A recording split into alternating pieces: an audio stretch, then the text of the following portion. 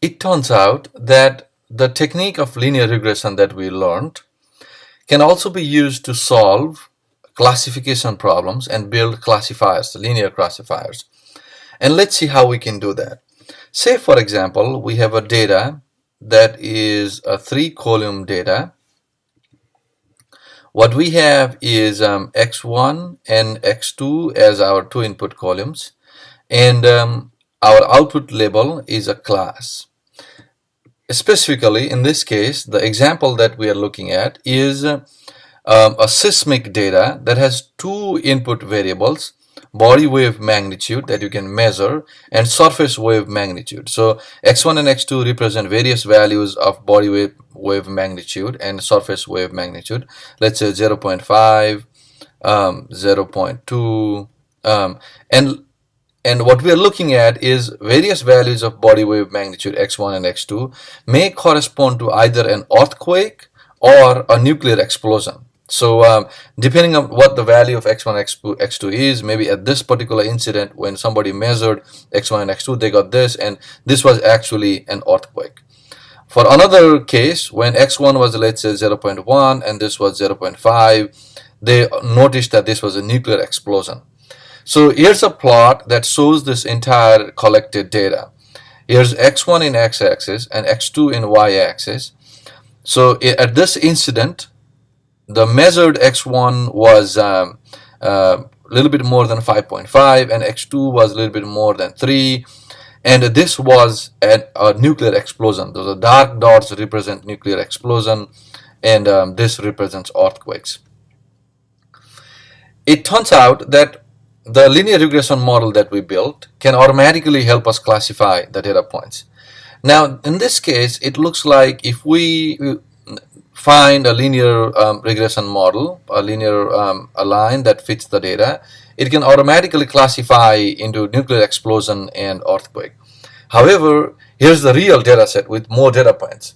Not always do we have problems like these. Data have noise, and it can be that the data may not be linearly separable. In this case, when we build this linear equation using the loss function and everything that we discussed so far, this serves as the best possible linear separator to separate these two classes. And with the help of using a threshold, we can use the equation as a classifier. The way this works is the line that you obtain from your regression model serves as a decision boundary. It is the line that separates the two classes. And in the first figure and in the second figure, it is a straight line that separates these two classes. It is also known as a linear separator, and the data that admit such separator are called linearly separable. In this case, since this line clearly separates these two classes, nuclear explosions and earthquakes, this is the linearly separable data. However, in this case, such a linear line is unable to separate these two classes. So this data is not linearly separable, because even after you draw a line, you see that there are some points which fall in the opposite class. So in this example, after running our, let's say, gradient descent method, what we will get is an equation that looks like this.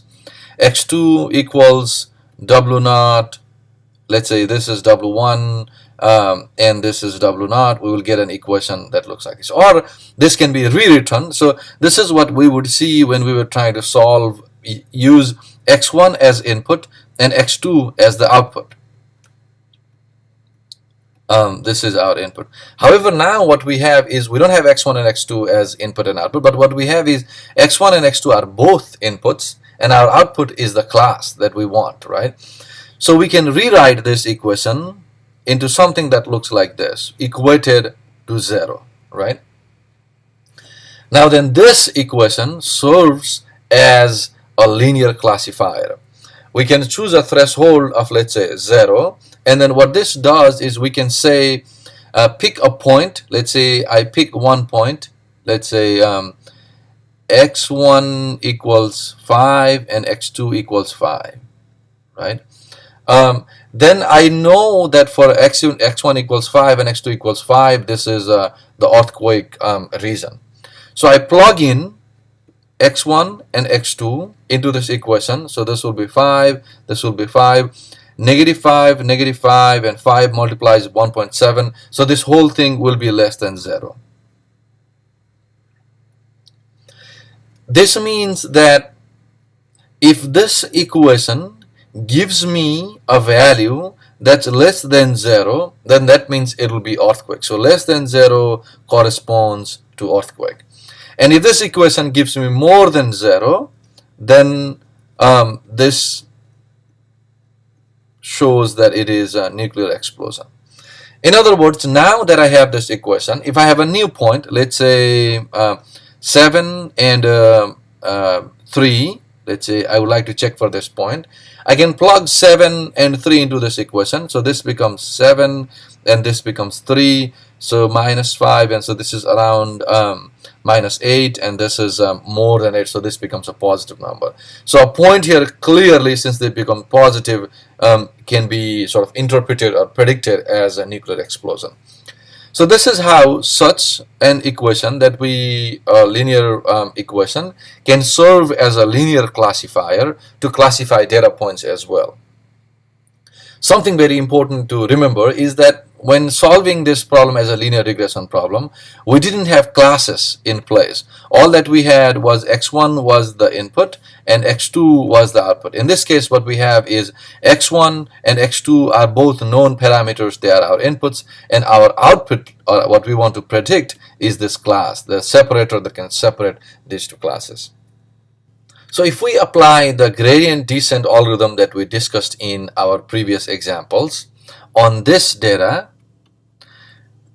and plot the number of iterations, that is these weight updates, right, also known as epochs, and check how many are correctly predicted over time, we will see that at the beginning only 50% are predicted correctly, and as soon as after we go a few epochs, a few weight updates, we almost get a 90% accuracy. That means our line probably is somewhere around here, classifying almost everything correctly, but not exactly everything. And then as we continue our weight updates, let's say 200 iterations, 300 iterations, 400, 500, after around 600 iterations, you see that the accuracy becomes 100%, 1. In other words, the line probably started somewhere here. We kept moving W0 and W1, updating them so that the line keeps moving like this until it reaches a point where it can clearly separate these two classes, and then the accuracy becomes 100%. Here's another plot for this data set.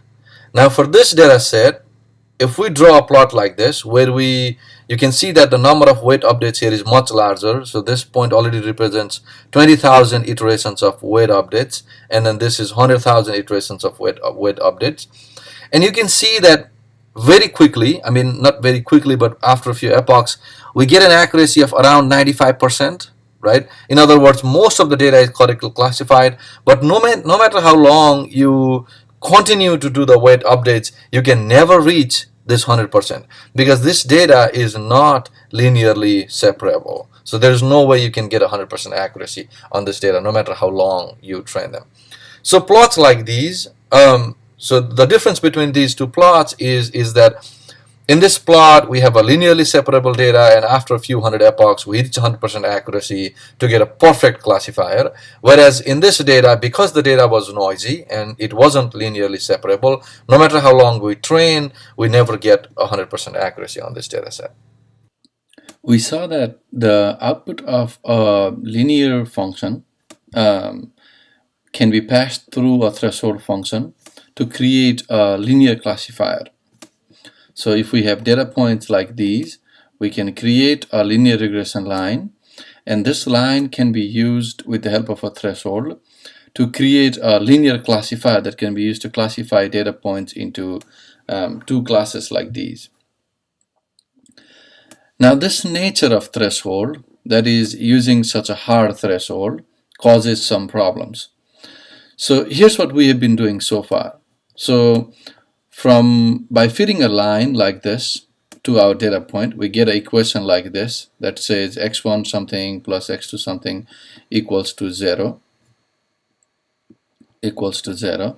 And then we can rearrange this equation so that we get either more than 0 or less than 0 like this. And then what we conclude is this hypothesis function for our classifier HWX is in this form. We have a threshold function through which we pass this hypothesis weight times x, right? And this is our weight times x, W times x. And whatever we get out of this W times x, we pass it through this threshold function, such that here we say if this is more than 0, then the output of this threshold function is a 1. If it is less than 0, then the output is 0, and so on. So that's our hypothesis. And we can see this as the hypothesis as this curve, where if our input, that is, if the input of our function W times x falls in this line, then the output will be, if it is less than 0, the output will be of class 1, and if it is more than 0, then the output will be of class 0, or something like that. So now such of this continuous nature of this function makes it non-differentiable. So the output function that we have is not differentiable, because suddenly at point 0 it jumps from 0 to 1.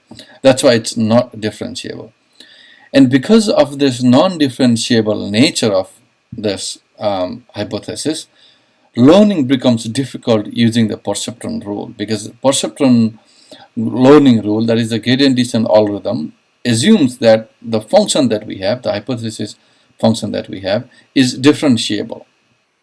Also, this makes the linear classifier such that it always announces a completely confident prediction of 1 or a prediction of 0 for all examples.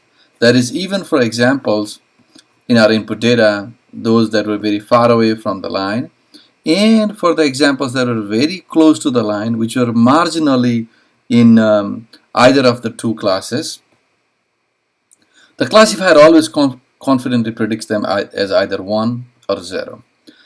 Now, even for examples that are very close to the boundary, which is not a good thing.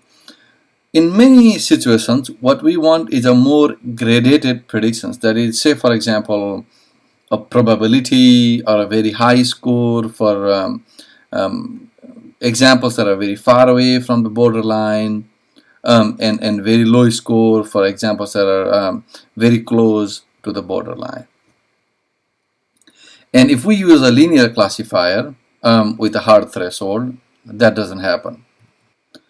Now these issues can be resolved to a large extent by simply softening the threshold function. That is, we leave this W times x as it is, but then we simply change this threshold function so that this hard threshold, instead of becoming an abrupt function, becomes something a little bit more smooth. Also differentiable, because this is not differentiable at 0. And this is where we will need the logistic function, and now we are going to introduce the logistic function. The logistic function looks like this. For any input that you have, you negate the input, exponent it, add 1, and then reciprocate it, reverse it. And then if this is the standard logistic function, then our hypothesis HWX looks like this, because our input is W times x. We simply pass this W times x to this logistic threshold function, or written as logistic takes input U W times x, and what comes out is the output of this logistic function. And this process of fitting the weights of this model to minimize the overall loss on a data set is called logistic regression. So basically what you have is a linear model defined by W times x that passes through this standard logistic function, and such a model that can make predictions, that can receive input x and predict output y, which is usually between 0 and 1, is logistic, such a model. And the process of fitting such a model and finding the right weights to design a good model is known as logistic regression. So here's our linear regression model used as a classifier, and we can see that it is non-differentiable at 0. So then this is how the sigmoid function, so the logistic function is also known as the sigmoid function, looks like for the same input. So when the input is exactly 0, the output is somewhere, the output is exactly 0.5. If the input is very high, let's say more than 2, 4, 6, and so on, then the output is almost a 1. And if the input is very low, -4, -5, the output is 0. And anything in between is a continuum between a negative number and a positive number with 0.5 in the middle. So if we were to look at the two previous variables, our x1 and x2, that define that are characteristics of an activity, whether that's earthquake or explosion, then instead of our output looking like 0 for negative inputs and 1 for positive inputs, our output looks like this. So what we have is, if the combination of x1 and x2 that gives out this w times x, a certain value that is very far away from the borderline, then the confidence of earthquake and explosion increases. The confidence may be 0 if it is earthquake, right, and the data point falls on somewhere here. And if it is an explosion, the confidence becomes 1, as you can see over here. The confidence is 1, and the data point lies somewhere here. All the data points where the confidence is not exactly explosion or the confidence is not exactly earthquake lie in between earthquake and an explosion with a continuum of confidence. So how can we update weights in case of logistic regression when we are building a logistic regression model? So here's the equation for our loss function, that is a function that tells us the output of our model. Here's our input x, here's our weights in the model. We pass this through this sigmoid function, and that gives us the output of the model. So that's the model that we have, loss function. And we also know from the perceptron learning rule that any weight can be updated using this rule. Wi equals existing weight minus the learning rate alpha times the derivative of the loss. Now, this partial derivative of the loss, which is this, can be written as partial derivative of the true output, true label, and the output of the loss function. The difference between these gives us the loss that we have, and what we would like to calculate is the derivative of this loss. Now, how can we calculate this thing so that we can plug it into our weight update rule and then execute the gradient descent algorithm? We need a little bit of derivatives background here. What we need is 3 things in particular from derivative. One is the power function rule, next is a chain rule, and we also need to know that for logistic function, derivative of a logistic function is the same logistic function times 1 minus the logistic function. The power rule mentions that the derivative of a function g to the power n is n g to the power n minus 1 times derivative of the function g, and the chain rule gives us a way to calculate the derivative when we have a function fx, a function g, which is a function of our input fx. So let's look at how we can calculate this this partial derivative of our loss. So at first we can apply the power function rule because we have fx to the power 2 here, and take this 2 out, and n minus 1 to the power n minus 1 out. So this is already power 2, so 2 minus 1 is 1 here. What remains is the partial derivative of the remaining part, that is this with power nothing. So now we can take the derivative of y and hwx separately. Derivative of y with respect to wi, this becomes a 0. So we can throw the negative to the front. What remains is derivative of negative of your model's output, your model hwx. Now this hwx, what it is the logistic of our input w times x. If we imagine g to be the logistic function and fx to be w times x, what we have is g of fx inside our where we need to calculate the partial derivative. So we can apply chain rule here and obtain two functions.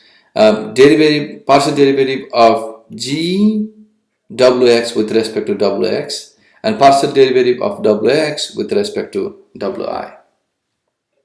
So if you look at the second part, this is w is a vector, x is a vector input, so w1 x1 all the way to w1 xn. If we take the partial derivative, what comes out is only xi, because if you take the derivative of w and w1 all the way with respect to a specific w, all of the terms derivative becomes 0. What only remains is xi. Now if you look at the first part, this partial derivative of the function g with respect to wx it can be expressed as, or it can be seen as a partial derivative of a logistic function, because g is the logistic function. And what we know is partial derivative of a logistic function is the function itself times 1 minus the function. So function itself times 1 minus gwx. And what we also know is this gwx is nothing but our model's output hwx, because g of fx is exactly where we have hwx. So this is the output of our model, which usually is between 0 and 1 in case of which is between 0 and 1 in case of sigmoid, and this gives us the equation to calculate the partial derivative of our loss function. So now here's our weight update rule. What we were looking for is the expression for this term. So this gives us a general formula to update our weight. So wi equals existing wi, and since this is negative, it cancels the negative here. So we have a plus sign, alpha times, and also we don't need the 2 because it's a constant. If you multiply alpha with 2, this can be thought of as additional constant, so we don't need that 2. Now what we have is the remaining part of the what we calculated multiplied by xi. Using logistic regression over linear classifier that has a hard threshold has a lot more advantages. When our data is, say for example, linearly separable, logistic regression may be somewhat slower to converge. That is, it may take some time, some epochs to converge, but it behaves much more predictably, that it slowly converges to high accuracy, unlike linear regression with the hard threshold. Also, when the data are noisy and non-separable, that is, when your data looks something like this, where you have positive classes like this, and then when you have negative classes all mixed up, and your model cannot easily separate between these two classes, then logistic regression converges far more quickly and reliably than linear regression with hard threshold.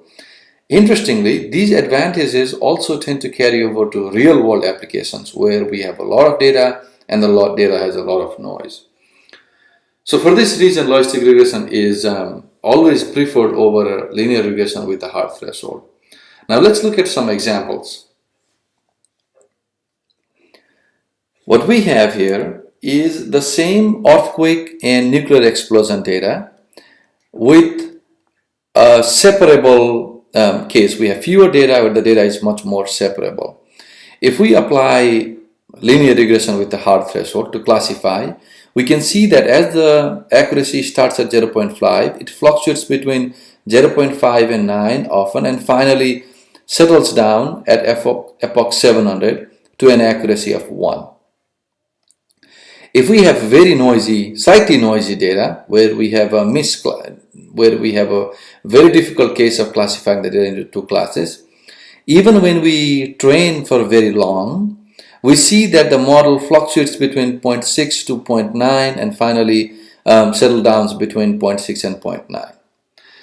Now, we can also repeat the experiment by changing the learning rate to something different, and we still get similar results. That is, we get slightly improved results, but it's still the fluctuation is there, and of course the model cannot classify, cannot obtain more than 0.9% accuracy.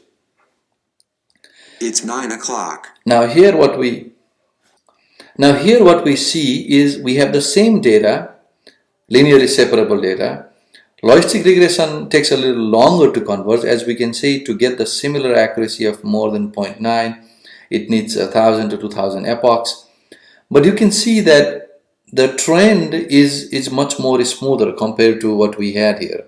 Not as much unpredictability or unreliability as with the linear regression with hard threshold. Similarly, even in case of noisy data, we can see that the model reliably stays around 0.9 from the beginning. Of course, this is a data difficult to classify, so the model doesn't get 100% accuracy. But we can see that the model is so reliable that even if I stop the training at any point, I can guarantee that the output will be more than 0.8 accuracy.